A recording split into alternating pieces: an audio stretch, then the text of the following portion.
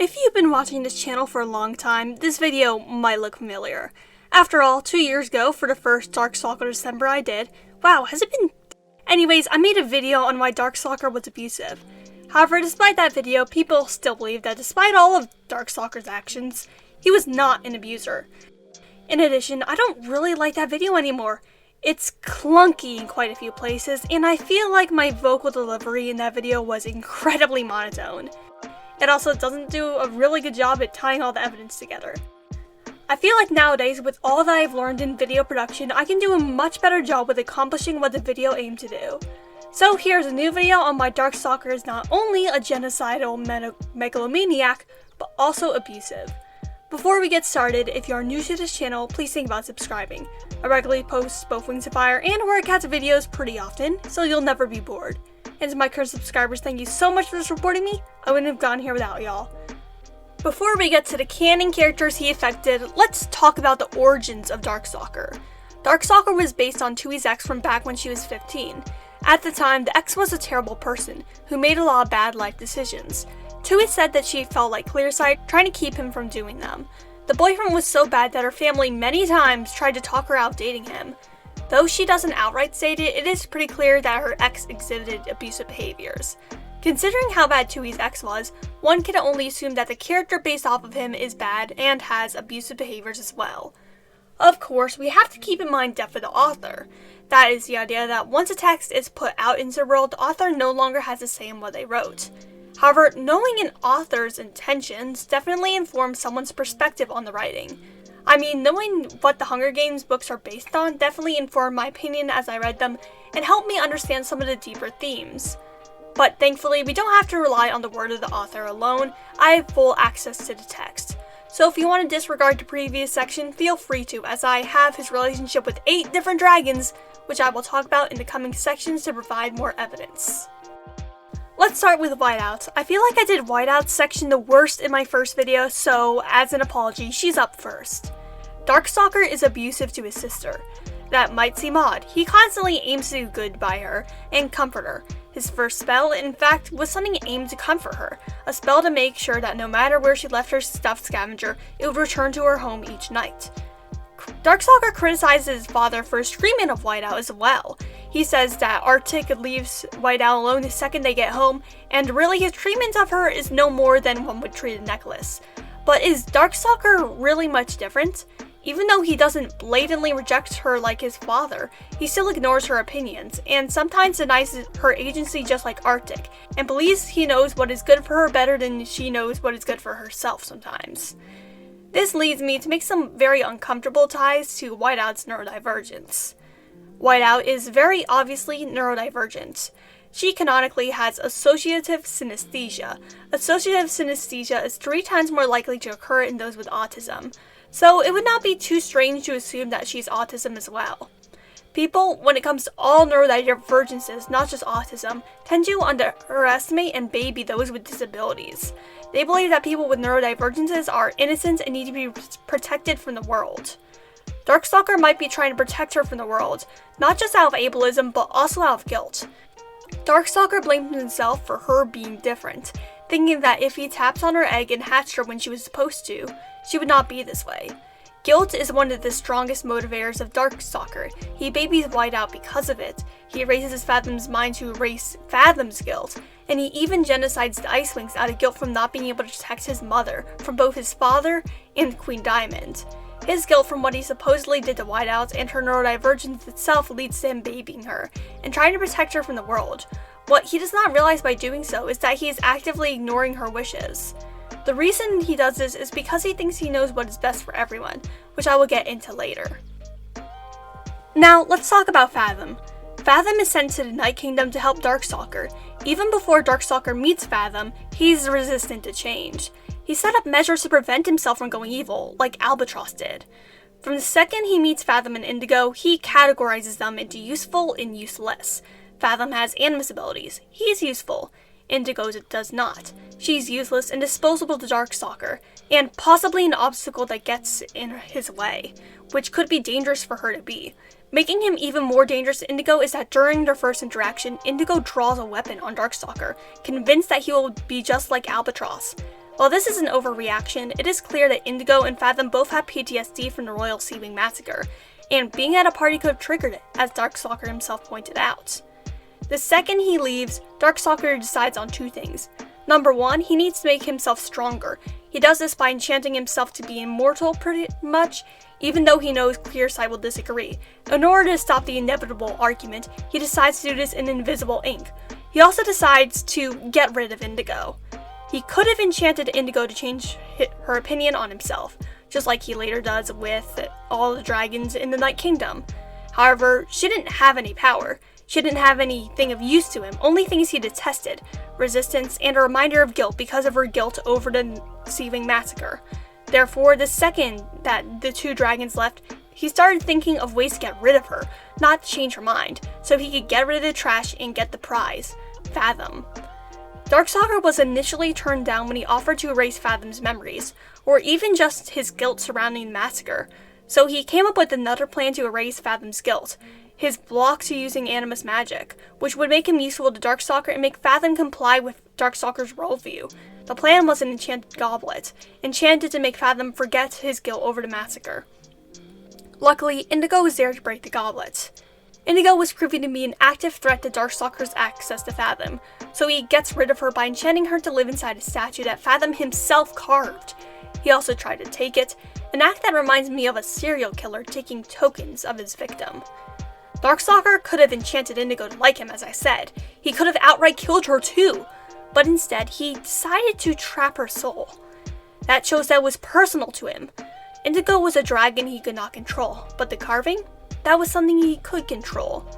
Once he removes Indigo from the picture, Darkstalker continues to try and manipulate Fathom.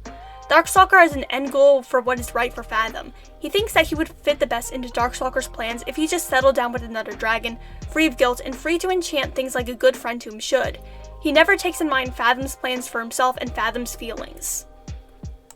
Whilst Darkstalker practically never respected Fathom, Darkstalker is initially very respectful of Clearsight and her choices.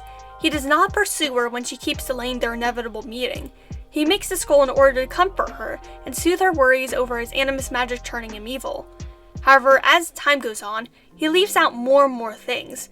Instead of talking to her, his girlfriend, and also the most powerful seer ever to live, he decides things on his own, based off of his ideas of what is best for other dragons. He begins using invisible ink to hide what he's writing in his scroll from her.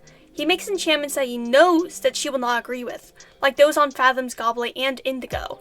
If he had told Clearsight, she could have looked ahead, and she could have seen that they were obviously bad decisions. She also could have told him that what he was doing is immoral. Darkstalker knew that she would bring up those problems, and so he deliberately decided not to include her on the invisible ink spells, because he didn't want any arguments with her. He also partially enchants her, as he gives her an earring which erases the bad timelines without telling her.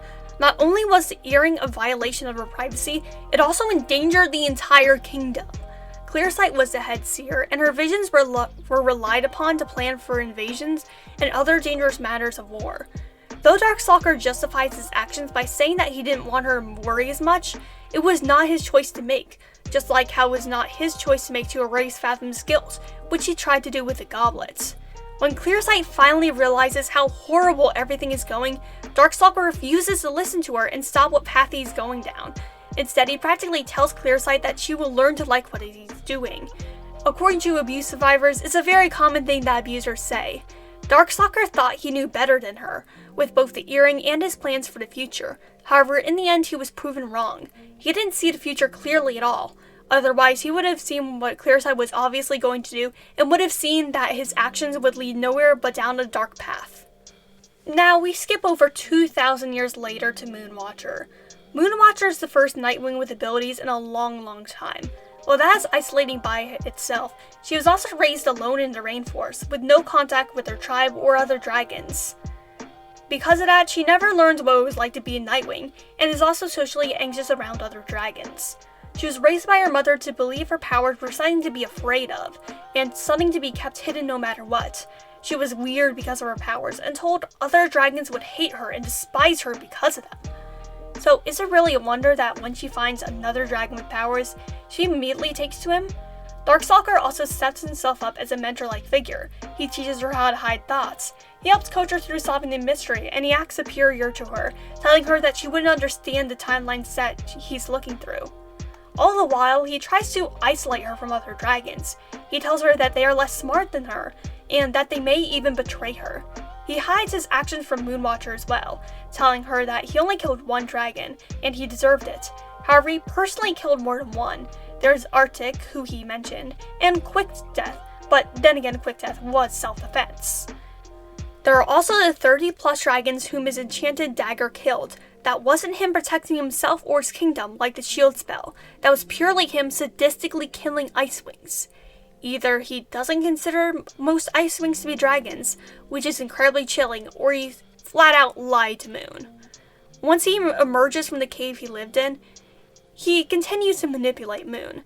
An interesting passage I found is one where Turtle comments on Darkstalker's reaction to Moon. Turtle realized who Darkstalker reminded him of the soldiers in the Garden of the Wounded. The ones who couldn't swim anymore, who'd lost a tail or a limb or a wing, and didn't quite know yet how to go on living without them. That was the expression he glimpsed, very briefly, on Darkstalker's face. That was Darkstalker's reaction to Moon. Darkstalker is pushing his expectations for Clearsight onto Moon. He wants her to be his savior, the dragon who calls him out on what he does. However, just like Clearsight, he ultimately ends up ignoring her concerns over his actions, as he feels like he knows what is best for her and the entirety of Peria. Because of her connection to Clearsight, Darkstalker is protective over Moon. However, that makes him possessive, as he wants her under his control. When an enemy attacks Moon, Darkstalker describes her as stealing his dragon, which is an incredibly toxic thing. He then enchants Moon as well so he can force an enemy to leave, which is once again hiding something from one of his people who he supposedly cares about, and also enchanting them without their permission. Speaking of an enemy, Darkstalker also takes advantage of an enemy. An enemy has already had a difficult life. She was groomed from a young age, both romantically and to be a weapon of war. She feels misunderstood and alone, especially this far from home. So when Darkstalker emerges, an enemy is eager to meet another Animus, just like how Moonwatcher was happy to meet another dragon with her abilities. An enemy does things to impress him, and he seems to welcome her presence. Darkstalker raises an enemy's hopes. However, once she gets jealous at him not giving her any attention and she attacks Moon, he completely abandons her. Not only does he do that, he also pretty much tells her, or possibly enchants her, to kill her mother. Darkstalker telling her would be cruel enough, but him enchanting her would show how he only views other dragons as tools. Now that an enemy has showed herself to be violent, he needs to control her directly now, not from manipulation as he did before, but from enchanting. His spell on an enemy would also partially cause her to reenact what he did to his own father. Both an enemy and Darkstalker had abusive parents. An enemy had quarrel with her overprotectiveness and helicopter-style parenting, and Darkstalker had Arctic. Darkstalker killed his, and now he is making an enemy kill hers in a twisted mirror of his life. An enemy is stopped before she gets there and is recalled to the Night Kingdom, along with all active Animus living in Peria. From here on out, Darkstalker goes full mask off. He says, "I've always had so many questions about Animus power. Maybe now, with you and Stone Mover both under my control, I can test out some of my theories. For instance, is there a limit to how many spells can be cast in one day? What happens when two Animus dragons try to enchant something at the same time? What happens when two Animus dragons try to enchant something at the same time? And of course, how many spells does it take for a dragon to turn evil?" He stopped in front of an enemy, smiling down at her. "For you, my dear, I'm guessing it won't be very many more." In this monologue, he shows how he truly feels about an enemy and other dragons at large. If he does not have a connection with you, you are just a tool for him to control, an object to plan around and use in his plans. And in the modern day, he doesn't have many connections with other dragons. Even when he does connect with other dragons, that won't stop him from enchanting them and using them as tools as well, just like he did with Clearsight, just like he did with Moon, just like he did with Fathom. His attitude towards dragons who he feels no connection to at all, even less than an enemy, can be shown through his interactions with Fierceteeth. When we meet Fierceteeth, she's in jail for attempted murder. Darkstalker gives her a bargain she can't refuse: get out of prison and achieve her dreams of being important. or stay in prison and rot. Obviously, she chooses the former, but unbeknownst to her, he has plans for her that he's already subtly manipulating her into. Darkstalker didn't offer her a position out of the good of his heart, or because he thought that she could help him connect to modern Nightwings more. No, he had a more sinister use for her. He enchants Fierceteeth to resemble his dead girlfriend, Clearsight. Even worse, he keeps re-enchanting her, trying to perfect her and make her comply with his vision of what the world should be like. Eventually, he decides to enchant her and see her as she was, with no filter and all of her powers intact. Clearsight realizes what is going on, and is horrified at Darkstalker over his actions. Darkstalker, once again, cannot accept Clearsight's criticism.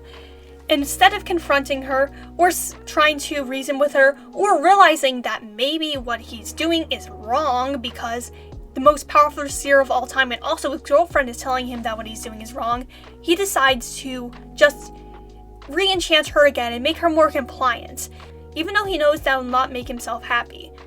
When he finally realizes that she will never be like the image of her that he has in his head, he releases the spell and Fierceteeth emerges once again. A victim of Darkstalker's manipulations. Finally, we have a powerless dragon who Darkstalker actually liked, Qibli. Qibli is a sandwing. Though he might not have powers, he's a brilliant mind. Though sometimes he doesn't choose the most moral thing and can even be a bit impulsive when he wants to impress others. Darkstalker claims that he got the idea for the enchantment that charmed other dragons from Qibli's thoughts, as he once wished that he had something that would cause all the dragons that he met to automatically like him. However, in the past, Darkstalker had a piece of jewelry that worked similar, which made other dragons think he was smart and charming. Either Darkstalker forgot about the enchantment, or he wanted to flatter Qibli and endear himself to him in hopes of manipulating him. Darkstalker says that since Qibli has so many good ideas, he should become an animist. He says that as an animist, Qibli could help keep him in check. That is the same thing he said to both Clearsight and Moon, but he just snuck around both of them. It never would have worked out, even if the animist enchantment was just him becoming an animist with no restrictions on what he could say. Darkstalker would have eventually gotten tired of Qibli and his constant critiques, and they would have had a continent-spanning animist war. So Qibli obviously refuses becoming an animist. He can see the writing on the wall. From his behavior, it is clear that Darkstalker is an abusive dragon and will not want another dragon threatening his power, i.e. another animist. In conclusion, Darkstalker is an abuser. Yes, Darkstalker is charming, even funny sometimes. Abusers can be that way. Abusers don't just look like a drunk man coming home and beating his kids. Abusers don't just look like a beauty pageant mom bleaching her daughter's teeth. Abusers can be charming from the outside. They are good at hiding their true selves. And abusers can still love someone and hurt them in the same breath. Darkstalker genuinely cares for other dragons, mainly Whiteout and Clearsight. However, that care comes in the form of him doing what he feels is best for them, whether they like it or not, and whether or not it is actually best for them.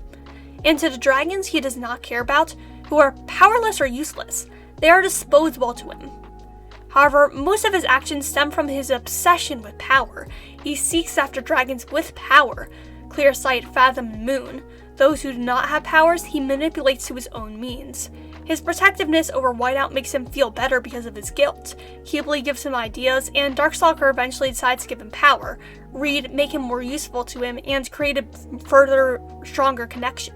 Fierceteeth is also used as a subject of enchantment to make him feel better about his choices, and like Clearsight would support him even though she would never. He even sees his own tribe as tools. He describes the future of the tribe as being full of slaves and soldiers, something that Turtle himself comments on being reflective of his opinion of other dragons. Even more than wanting power, he only seeks power as a means to control. When he was young, he had little control over his life due to his abusive father. Once he gets his animist magic and Nightwing Moon magic, he can stand up for himself. He can also control what other dragons do, making him be able to keep everything in mind with his image of what the world should be. So once he's threatened with having his power stripped away, either by oversight or by literally having them being removed by a spell, he is horrified. His powers are his source of controlling his life and the lives of other dragons. Without them, he quite literally is nothing. He has no control over his life, and no control over the dragons he abuses. I want to make it clear that I don't hate Darkstalker. nor do I think his behavior is a reflection onto his fans. I am a fan of Darkstalker. I literally run an event called Darkstalker December. How could I not be? He is an incredibly complex character. That's why I like him. I dislike when people try to boil him down and deny his complexity and his worst actions like his abusiveness. It ruins who he is, and that's why I made this video. So please, keep on liking Darkstalker. Tui did such an amazing job writing him, and he does an excellent job at showing how people who might look incredibly charming on the surface might be toxic underneath it. Otherwise, why would so many people have fallen in love with him and excused his actions? Excellently written characters should be celebrated in my opinion. And that's all I have to say on Darkstalker. Do you think Darkstalker was abusive? Was he not? I admit I was a bit pessimistic in jumping the shark a bit in this video, so I'd be interested in all of your comments down below on what you think Darkstalker is truly like. If you like this video, feel free to subscribe. I make Wings Fire and Warrior Cats videos pretty often, and your support would mean a lot to me. And to those who've already subscribed, thank you for your continued support. I wouldn't have gotten here without y'all. Peace, Rogan out.